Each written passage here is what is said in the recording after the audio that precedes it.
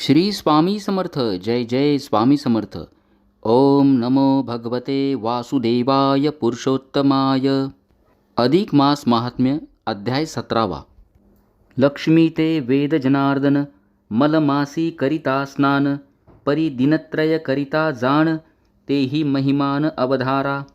जया ते शक्ती नाही शरीरी स्नान करिता एक मासवरी तयाने त्रिरात्र बरविया परी स्नान विधी सारी जे. भगवान विष्णू माता लक्ष्मीला स्नानाचं अधिक मासातील त्रिस्नानाचं महत्त्व सांगू लागले.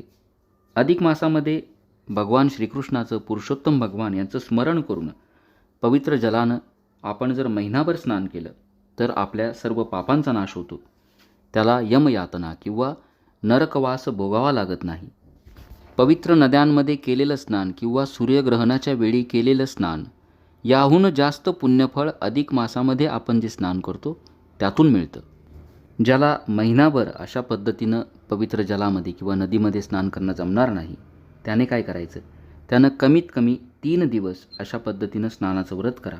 शारीरिक व्याधीमुळं किंवा इतर कुठल्याही कारणामुळं जर आपल्याला नदीमध्ये स्नान करायला जमत नसेल तर आपण आपल्या घरामध्येच शुद्ध जलानं पवित्र जलानं स्नान करावं.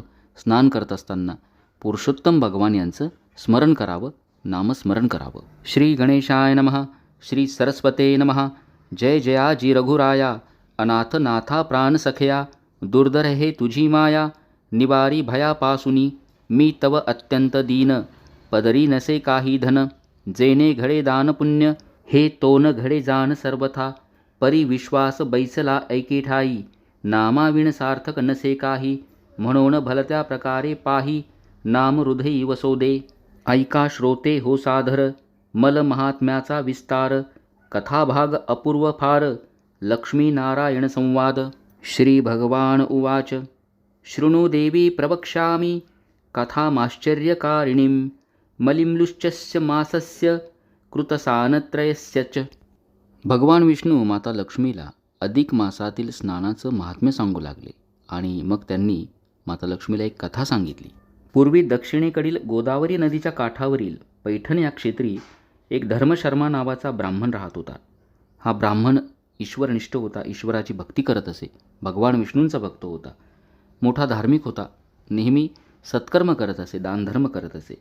हा ब्राह्मण वृद्ध झाला असता एकदा पुरुषोत्तम मास आला. ब्राह्मणाची खूप इच्छा होती की नित्य गोदावरी नदीमध्ये जाऊन स्नान करावं, पवित्र जलानं स्नान करावं. मात्र त्याचं शरीर त्याला साथ देत नव्हतं. त्याची पत्नी देखील त्याच्या इतकीच धार्मिक होती. त्यांना मूलबाळ नव्हते, मात्र वृद्ध असूनही सुखासमाधानानं ईश्वर भक्तीत रममान होऊन ते संसार करत होते. दोघांच्याही मनाची व्यथा एकच होती की आपलं शरीर आपल्याला साथ देत नाही, त्यामुळं आपल्याला गोदावरीमध्ये जाऊन नित्य गंगा स्नान करण्याचं पुण्यफळ प्राप्त करता येत नाही. ऐसे वर्तता ते अवसरी विप्र स्त्रियेने देखिले नेत्री मना माझी विचार करी म्हणे कवण परी करावी जन जाताती स्नानासी आचरताती पुण्याचरणासी शक्ती नाही माझी या शरीरासी कवण उपायासी करू आता. ऐसी चिंता करिता हृदयात तव पती पातला ग्रहात एरी पुसतसे वृत्तांत खेदयुक्त आजी काही. एरू म्हणे स्वामी राजा वृथा जन्म हा पै माझा नेमधर्म तपवोजा अदोक्ष जाणे नेमी मलमासतो पुण्यागळा स्नानाते जाती विप्रमेळा स्त्री बाळ वृद्ध सकळा करीती सोहळा उपचारे ते देखोन माझे जीवी चिंता वाटतसे हृदयी परी शरीरी शक्ती नाही या लागी पाही उद्विग्न मी. ऐकूनी स्त्रियेचे उत्तर कृपेने द्रवले विप्र अंतर काय बोले प्रत्युत्तर ते साचार परिसीजे. धर्मशर्मा ब्राह्मणाची पत्नी त्याला म्हणाली की आज आपल्या गावामध्ये आबालवृद्ध म्हणजे लहान मुलांपासून वृद्धांपर्यंत सर्वजण या पवित्र अधिक मासामध्ये पवित्र गोदावरी नदीमध्ये स्नान करीत आहेत. आपल्याच नशिबी हे पुण्यफळ करण्याचा योग नाही. त्यावर ब्राह्मणानं तिला समजून सांगितलं, आपण वृद्ध झालो आहोत, आपलं शरीर आपल्याला साथ देत नाही. संपूर्ण महिनाभर जर आपल्याला अशा पद्धतीनं नदीमध्ये स्नान शक्य नसलं तरी देखील आपण 3 रात्रींचं व्रत करू. मग श्रद्धेने ब्राह्मणानं भगवान पुरुषोत्तमास आपली परिस्थिती सांगितली आणि पत्नीसहित त्यांनी संकल्प केला 3 स्नानांचा. माझी ही सेवा गोड मानून घे, अशी पुरुषोत्तम भगवान यांना त्यांनी विनंती केली. ऐसा विचार करुणिया त्रिरात्र जाती तटाकिया, एकमेकाचा हस्त धरुणिया जाती लवहाया स्नानाते. उषकाली करुणिया स्नान सारुणिया तिळतर्पण, स्वग्रही एती परतून देती दान द्विजाते. शक्तीनुसार अपूप अन्न ते कांस्य पात्री निक्षेपून, घृतासहित किंचित सुवर्ण देती दान सत्पात्री. मग पाक सिद्धी करुण स्वपंक्तीसी विप्रपाचारुण, यथा रुची करीती भोजन आनंद मना उभयाताच्या. ऐसे लोटले 2 दिवस तिसरे दिनी चालिले गंगेस, तव अपूर्व वर्तले त्या समयास सावकाश अवधारा. एक याम उरली रजनी उभयतांचे निज ध्यास असे मनी, म्हणून अपरात्रीच उठवणी स्नाना लागुनी चालले. अधिक मासाची पर्वणी साधून संकल्प केल्याप्रमाणे ब्राह्मण पतीपत्नीनं आपलं त्रिस्नान व्रतास प्रारंभ केला. सकाळी लवकर उठून स्नान करून तीळ तर्पण करून ते आपल्या घरी येत असे. घरी आल्यानंतर शक्तीनुसार यथाशक्ती ते अनारस्याचं दान, तसंच ब्राह्मणाला तांब्याच्या पात्रामध्ये शुद्ध तुपाचं दान देत असे. तसंच स्वयंपाक करून एखादा ब्राह्मण ते जेवू घालत असे. असं यथाशक्ती त्यांनी हे 3 स्नानाचं व्रत सुरू केलं. त्यापैकी 2 दिवस त्यांनी यथाशक्ती सर्व कर्म पार पाडली. आता 3रा दिवस होता. आपला संकल्प पूर्ण व्हावा, यात काही अडचण येऊ नये म्हणून त्यांनी 3ऱ्या दिवशी मध्यरात्रीच ते स्नानासाठी निघाले. तव एका एकी समोर पिशाच उभा राहिला थोर, लंबोदर दीर्घ शरीर क्षुधातुर उभा ठेला. मस्तकी केश विखुरले ते धुम्राकार आरक्त डोळे, नखांचे गुंडाळे वळले जिवा आवाळे चाटीत. दंत विशाळ दीर्घथोर केवळ अस्थिंचा पंजर, उभा ठेला नग्न दिगंबर देखून विप्र कांपतसे. विप्रललना भयभीत केउते उदले अरिष्ट अद्भुत, पुण्यक्रियेसी विघ्न प्राप्त अकस्मात उदेले. नेनो कर्माचे विधान आम्हा पुण्य घडेल कोठून, स्नानाते आजी 3रा दिन निवारी विघ्न केशवा. तव तो पिशाच वृक्षाते आळे पिळे असे घेत, नयनी देखून उभयाते धावून येत सन्निध.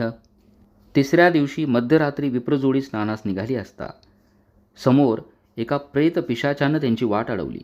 त्याचं रूप अत्यंत भयानक होतं, जे बघून धर्मशर्मा आणि त्याची पत्नी अत्यंत घाबरली आणि आपल्या त्रिस्नानाच्या या व्रतामध्ये विघ्न येतो का काय अशी शंका त्यांना येऊ लागली. ब्राह्मणानं धाडस करून त्या पिशाच्याला विचारलं, तू कोण आहेस, कोठून आलास?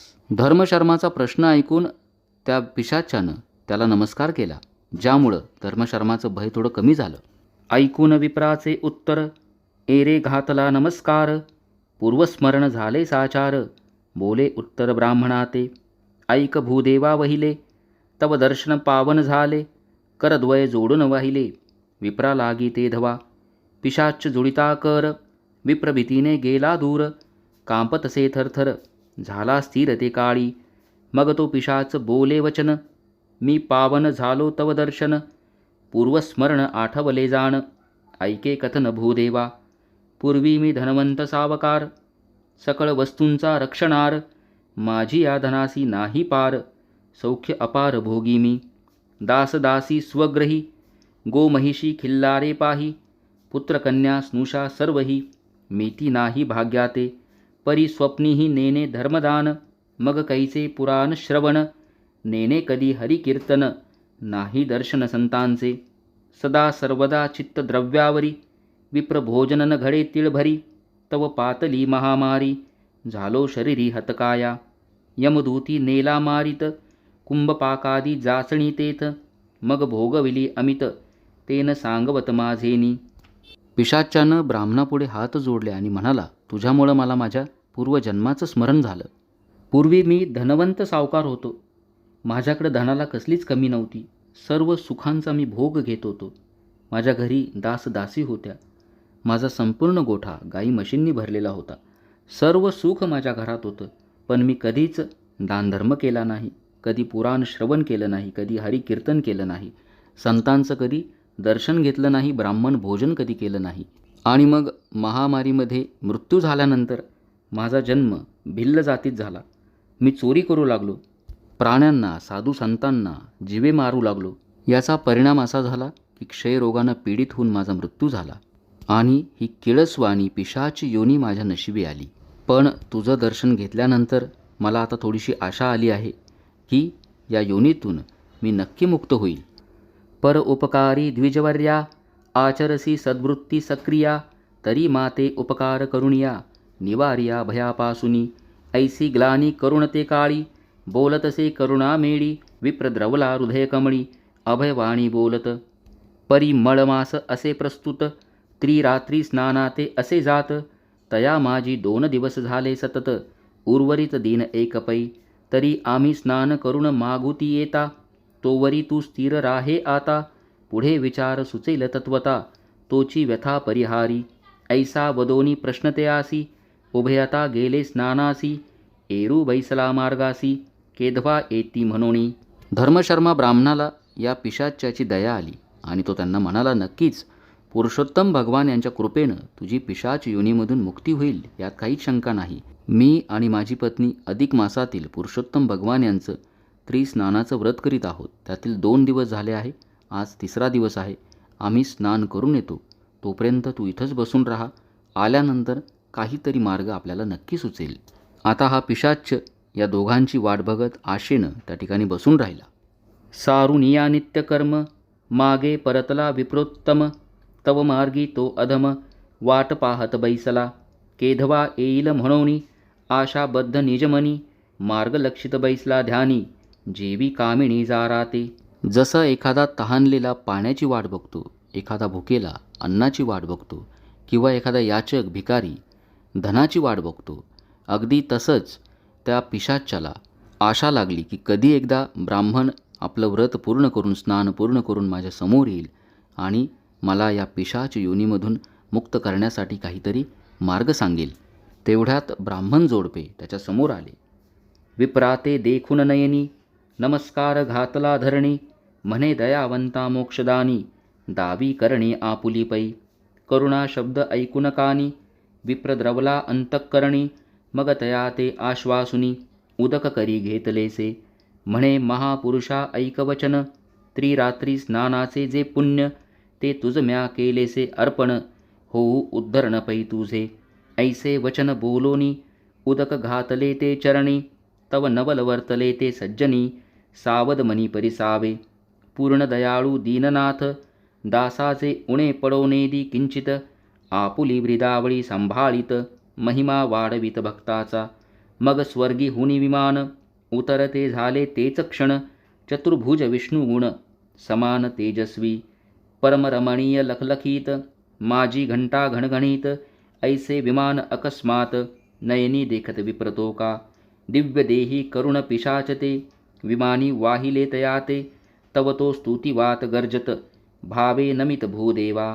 ब्राह्मणाला त्या पिशाच्याची दया आली. त्यानं आपल्या हातामध्ये उदक घेतलं आणि भगवान पुरुषोत्तम यांना विनवणी केली की त्रिरात्रीचं हे जे स्नान आहे, जे मी व्रत तुम्हाला स्मरून केलं, याचं सर्व पुण्य या पिशाच्याला द्यावं, ज्यामुळे त्याची पिशाच योनीमधून मुक्ती होईल. आणि काय आश्चर्य, पुरुषोत्तम भगवान यांच्या कृपेनं उदक हातावर घेताच त्या पिशाच्याचं रूप पालटलं. त्याला दिव्य देह प्राप्त झाला. त्यानं धर्मशर्मा ब्राह्मणाला त्याच्या पत्नीला वंदन केलं. स्वर्गातून एक विमान आलं आणि त्या पिशाच्याला ते घेऊन गेलं. धर्मशर्मा ब्राह्मणानं केलेल्या अधिक मासातील या त्रिरात्रींचं 3 स्नानाचं जे व्रत केलं, त्या व्रतामुळं पिशाच योनीतून त्याचा उद्धार झाला आणि तो मुक्त झाला. त्याचबरोबर ब्राह्मण पतिपत्नी यांच्या देखील जन्माचं सार्थक झालं. त्यांना वैकुंठ प्राप्त झालं. असं हे स्नानाचं महात्म्य आहे. अधिक मासातील कुठल्याही 3 दिवशी जमेल तेव्हा आपण अशा पद्धतीनं स्नान करा. पवित्र गंगेमध्ये जर आपल्याला स्नान करायला नाही जमलं, जवळपास नदी नसेल किंवा शरीर साथ देत नसेल, आपल्या घरातच आपण शुद्ध पाण्यानं स्नान करायचं. स्नान करत असताना भगवान पुरुषोत्तम यांचं स्मरण करा, नामस्मरण करा. संकुचित मन न ठेवता, कुठलाही अहंभाव मनात न ठेवता धर्मशर्मा ब्राह्मणानं अधिक मासामध्ये त्याला जे 3 दिवसांचं स्नानाचं पुण्यफळ प्राप्त होणार होतं, ते त्यानं दातृत्व दाखवून त्या पिशाच्याला दिलं, ज्यामुळं ब्राह्मण पतिपत्नी आणि तो पिशाच सगळ्यांचाच उद्धार झाला. असंच आपण अधिक मासामध्ये दातृत्व दाखवा. जेवढं जमेल तेवढं दान करा. ईश्वर भक्तीमध्ये संपूर्ण महिना आपल्या सर्वांना घालवायचा आहे, कारण ही सुवर्ण संधी आपल्याला 3 वर्षातून एकदा प्राप्त होत असते. इति श्री आदिक महात्म्य ग्रंथ पद्मपुराणींचे संमत मनोहर सुत विरचित सप्तदशोध्याय गोडः श्रीकृष्णार्पणमस्तु. श्री स्वामी समर्थ.